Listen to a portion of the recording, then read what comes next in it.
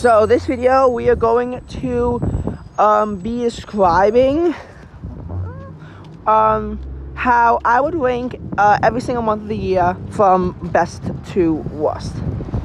So my favorite month is the month of April. In case you're wondering, I was born in October. My favorite season is probably still the fall, though I'm not really sure, but it might be the spring.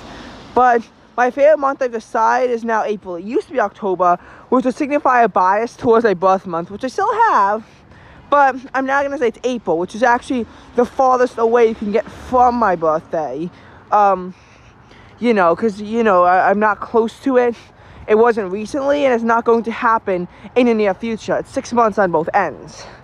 So, April is my favorite month. Now, why is April my favorite month? Well, I don't like it when it's cold. I also do not like it when it's hot.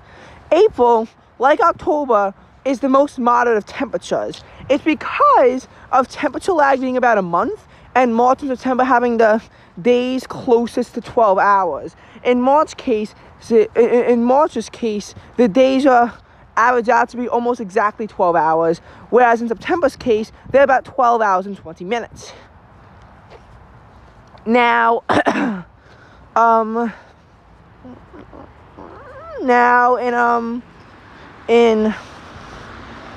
drawing a blank. Now, in April's case, the days are going to be a lot longer. There's going to be a lot more insolation, but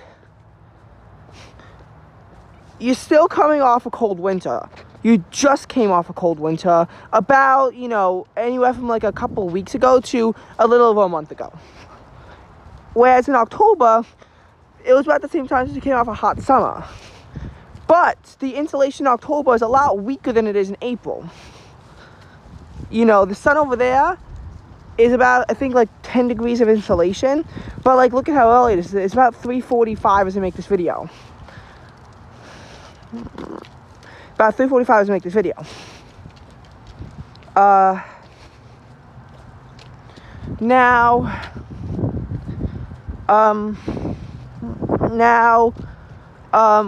Of course, the sun is going to set soon because, that's what happens when, it probably actually is even lower than that, Now, we actually got English listening in science class today, so I do want to tell you something funny first. So, we're also in geometry, and we were talking about it, and then, so Ben, who's in my class, was saying, when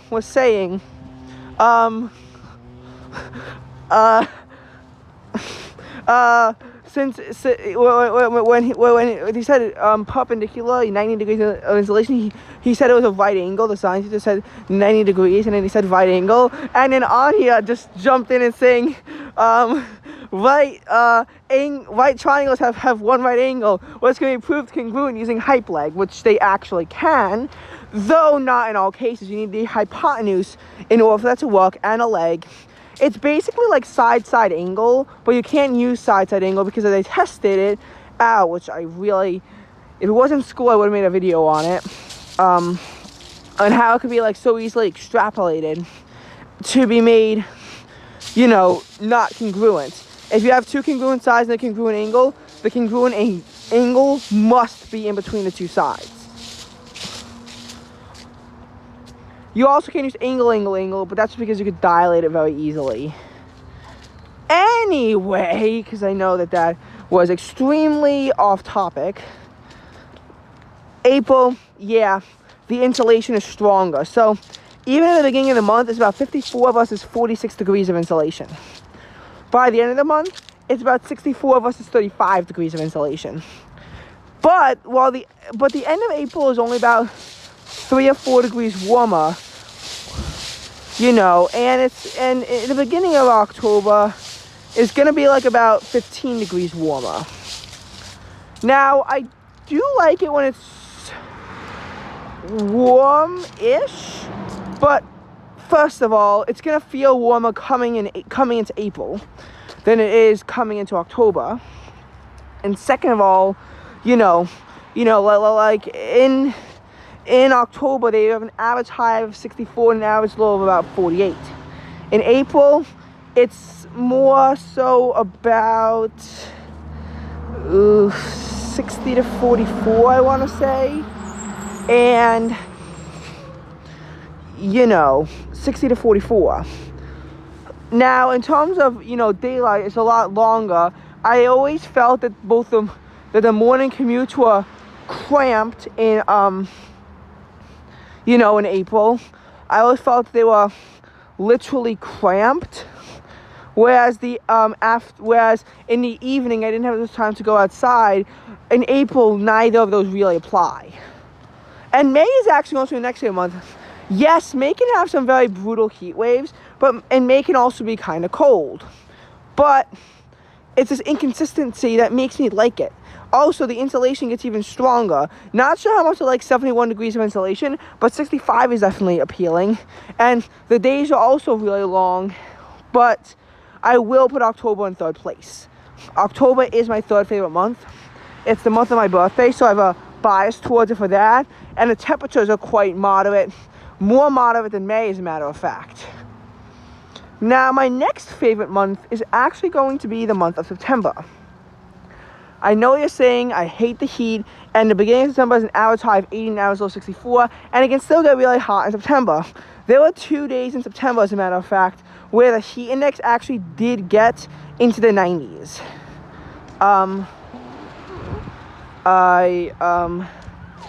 But the reason why I just like it so much is because, the insulation starts out, you start having 13-hour days and 58 degrees of insulation, and you slowly get to about 11 3/4 hours of daylight and about 46 degrees of insulation. You pass through a solstice, but it's a lot warmer, and even though you are kind of sick of the heat, I know I am too, just that the fact that it's just the fact that, because my fifth favorite month would be March. But March starts out very cold with an average high of 44 and an average low of 30. So it does get below freezing consistently. And you're kind of sick of the cold as well, even more so than the heat. I know that this March on the 26th, it actually got to 82 degrees, but that is an extremely rare event. That's probably not going to happen again for decades upon decades upon decades for it to get that warm in March. That's like a summertime high. And the low is 50 degrees, which is actually also very, very warm for March, because typically the low is still going to be in the upper 30s, with highs averaging in the lower 50s, making the low about 15 degrees above average and the high be over 30 degrees above average, as well as a 30 plus degree temperature jump, which is also pretty unusual given how on hours at this time we're about a 15 degree temperature jump.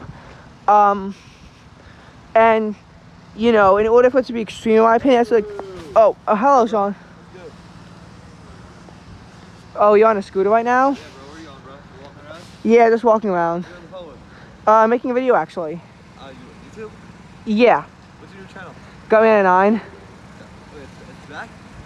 What? I thought it was banned. It got back, yeah. Got banned or not? Yeah, you should subscribe. I'll talk to you later, alright? Okay. Bye, Sean. That was highly unexpected. Well, now I at least have something to put in the video to make it more exciting. Now, anyway, moving aside from that, so it's just the fact that March is, in that weird state makes me not like it as much. Now, my sixth favorite month, I will make the regretful decision of putting it as November. I just hate November in some ways. It feels so cold. It kind of really is cold, especially at the end of it. It can easily get below freezing in November, and the day lengths start out as as about 10 1/4 hours, and they end at about 9.5 hours. You start out with about 35 degrees of insulation, and you end with 28. I hate that about November.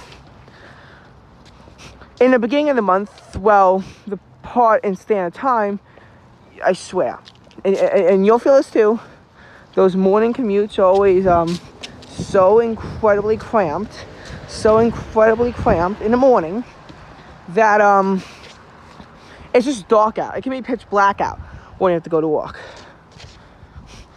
And, you know, you can't even really take an afternoon walk the same way you can in March once the clock goes forward, you know. You kind of begin losing that privilege as you go deeper and deeper and deeper into October, unless you have a very early dinner like me. And then the sunsets really becomes super duper early after the time change. And the morning commutes, I'd say are nice for a bit, but by the end of November, by Thanksgiving break, they get just as bad. They really do. And that's the depressing part about the winter. So anyway, those are my 6 favorite months. And 7th place I'm going to put as June. June can be brutally hot, but the days are also pretty much average out to be about 15 hours throughout the month. So again, June can be brutally hot, but the days are very long. Plenty of time to just go outside and do whatever, especially when it's not too warm out. And June can absolutely have its cold spots.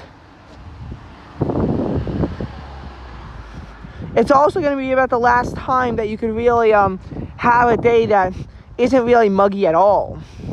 It occasionally happens in July. But like, for example, the last time in the late spring, it was June 16th, the dew point got down to 45, and that was the last time it was in the 40s.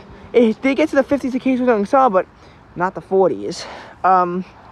It was 71 degrees, and you had 39% humidity. You didn't have that cool of a night before, but you would have a cool night.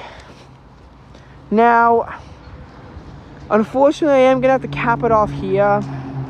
I know you all hate 2-part videos, but I promise you it will be worth it, because the next video I'm going to be ranking July, August, December, January, and February. And in case you want the rankings and not my reasons, 8th place I would put February, 9th place I would put July, 10th place I would put, 10th place I would put July, wait, hang on, okay, 8th place I put February. I think, am I allowed to cross here? I think I am. 10th place I'm going to put as 10th